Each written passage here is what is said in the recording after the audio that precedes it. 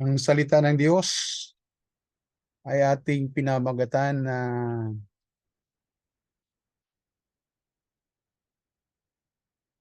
ang Ama lamang ang nakakaalam mula sa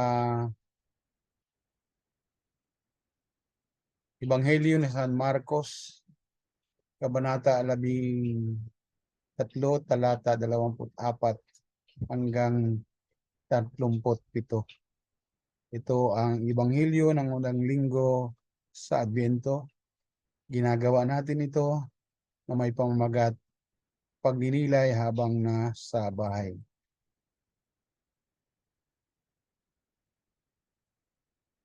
Ang pagbabalik ng anak ng tao. Subalit sa mga araw na iyon, pagkatapos ng kapighatiang iyon, magdidilim ang araw, hindi magliliwanag ang buwan.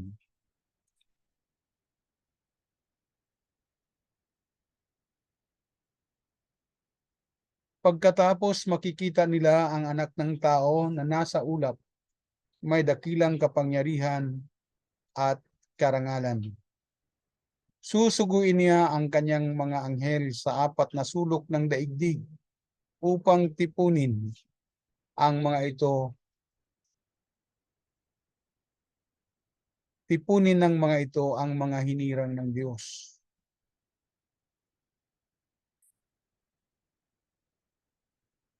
Ang aral mula sa puno ng igos. Unawain ninyo ang aral mula sa puno ng igos.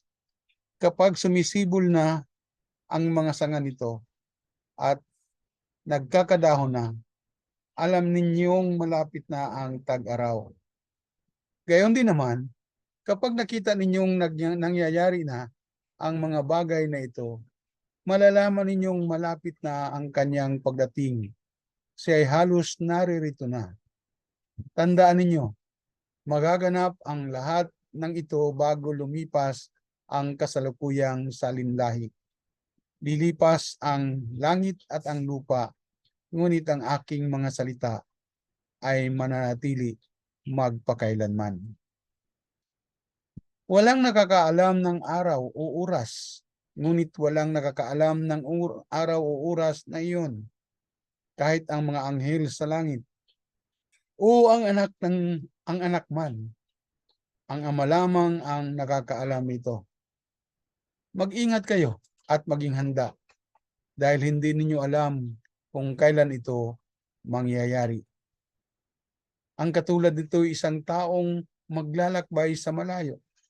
Iniwan niya ang kanyang tahanan sa pamamahala ng kanyang mga alipin. Bigyan niya ng bawat isa ng kanya-kanyang gawain at inutusan niya ang tanod na magbantay. Gayon din naman, magbantay kayong lagi dahil hindi ninyo alam kung kailan darating ang Panginoon ng sambahayan. Ito'y maaring sa takip silim, sa hating gabi, sa madaling araw o kaya'y sa umaga. Baka siya ay biglang dumating at maratnan kayong natutulog. Ang sinasabi ko sa inyo ay sinasabi ko sa lahat, maging handa kayo. Ang pagninilay. Subalit sa mga araw na iyon, pagkatapos ng kapigatiang iyon, ay isang paglalarawan ng mga sakuna sa mundo. Magdidilim ang araw, hindi magliliwanag ang buwan. Malalaglag mula sa langit ang mga bituin at magugulo ang mga kapangyarihan sa kalawakan. Bago ang pagbabalik ng Panginoong Hesus, bago ang kanyang pagdating sa mga ulap na may dakilang kapangyarihan at kaluwalhatian, ang mundo ay mawawasak sa pamagitan ng mga sakuna. Sa isang diwa, ito ang magiging ating daing. Ito ang magiging daing ng lahat ng nilikha na nakasulat sa Roma, Kabanata 8, talata 22. At ito ay darating sa isang huling panahon, ang oras ng pagbabalik ng Panginoong Hesus. Ang ganitong uri ng kalamidad ay inilarawan sa maraming mga talata sa Lumang Tipan, tulad ng Isayas, tulad ng sa Isayas 13, 9 hanggang 11. Ezekiel 32, 7 hanggang 9. Joel 2, 3 hanggang 31. Amos 8, 9 at 10. At Sofonias, Kabanata 1, 14 at 15. Pagkatapos makikita nila ang anak ng tao na nasa ulap, may dakilang kapangyarihan at karangalan. Susuguin niya ang kanyang mga anghel sa 4 na sulok ng daigdig upang tipunin ng mga ito ang mga hinirang ng Diyos. Kapag pumarito na muli sa lupa ang Panginoong Hesus, pagkatapos ng malaking kapigatian, darating siya kasama ang mga banal sa langit at titipunin ang mga lumapit sa kanya sa panahon ng kapigatian at nakaligtas. Ngunit walang nakakaalam ng araw o ng oras na iyon, kahit ang mga anghel sa langit o ang anak man. Ang Ama lamang ang nakakaalam nito. Dahil panahon na ng Adbento, ang mga tema ng ating ebanghelyo ay ang wakas ng panahon, ang pagbabantay o paghahanda. Ang wakas na panahon ay ating inaabangan na darating, subalit ang Diyos Ama lamang ang nakakaalam. Ang Panginoong Hesus ay nagbigay lamang ng mga palatandaan tulad ng kasuklam-suklam na kalapastanganan at malaking kapighatian. Sa kabila ng mga palatandaang ito, mayroong ipinangako ang Panginoong Hesus sa ating kanyang mga kasunod.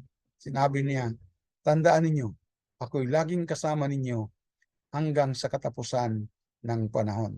Sa Mateo 28, talata 20.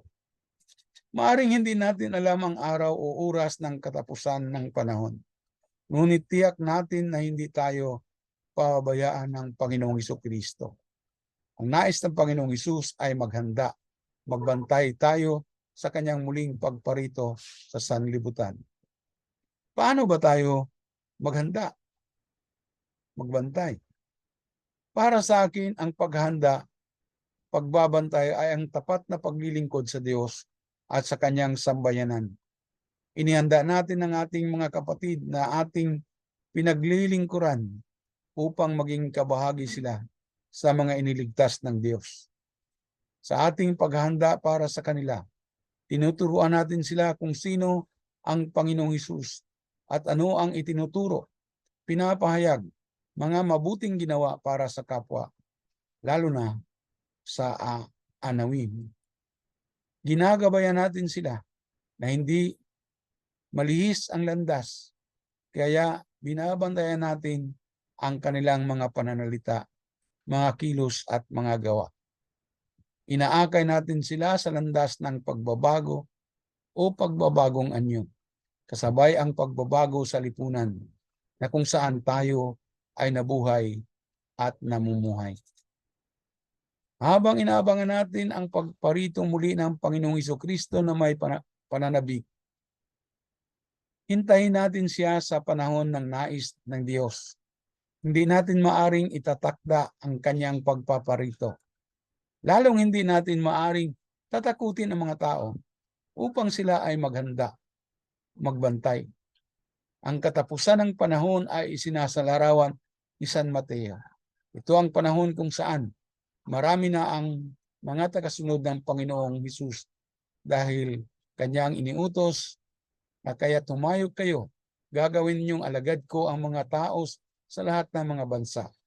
Bautismuhan ninyo sila sa pangalan ng Ama at ng Anak at ng Espiritu Santo.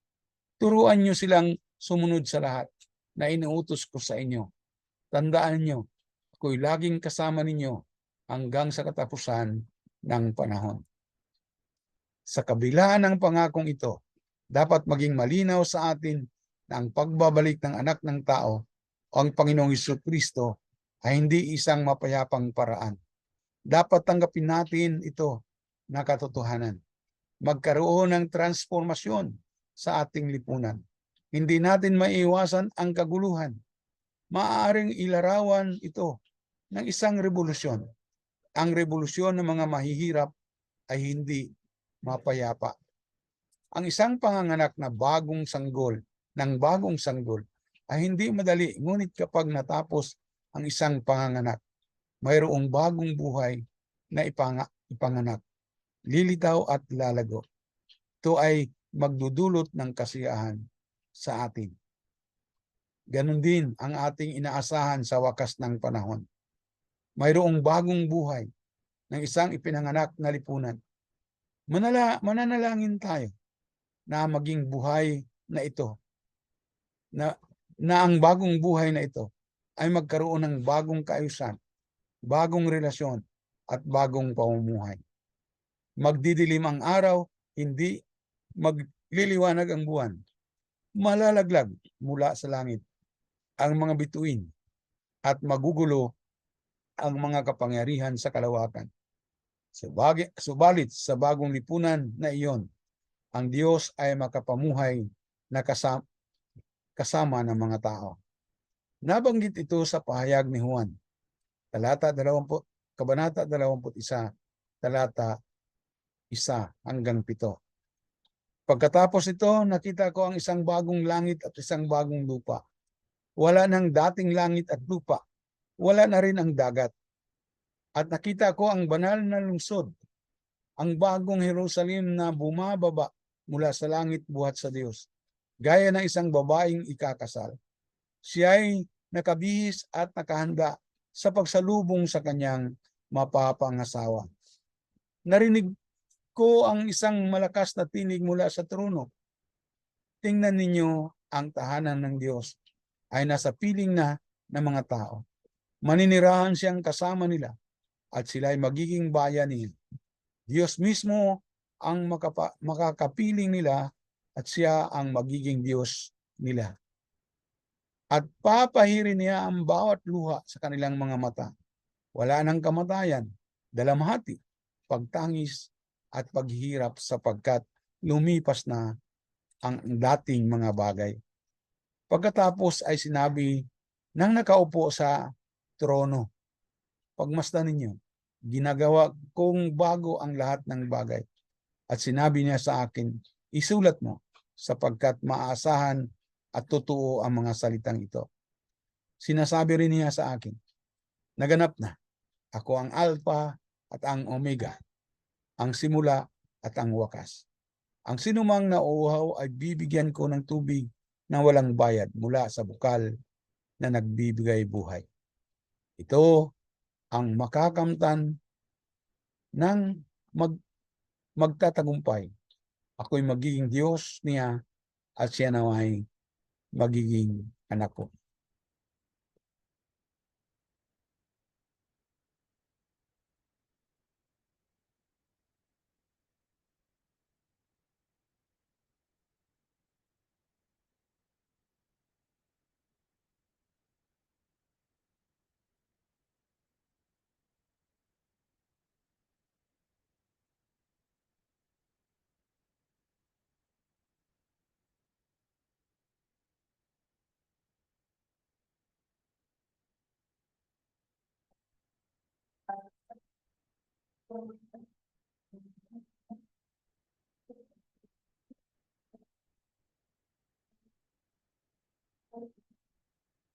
At ang tapos na nagkalat ay daan pangkahatin bagong daan paya't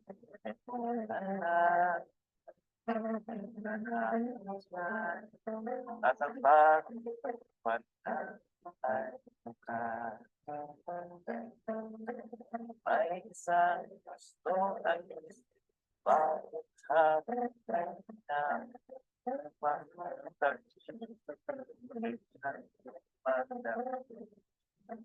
may isang sapat sa ulan bakit ang lang sinala ay isang tapat ang dagdagan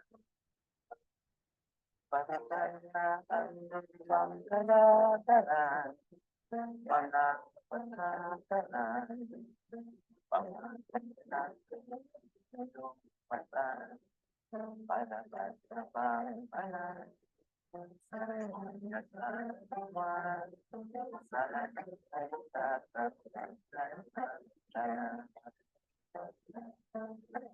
may isang gusto ay bago habang ay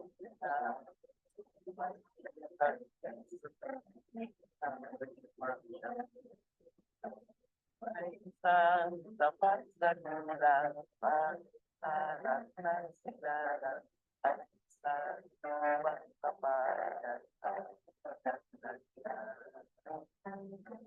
Panginoon ang nag-aaring salda, ngayon ang kapatid.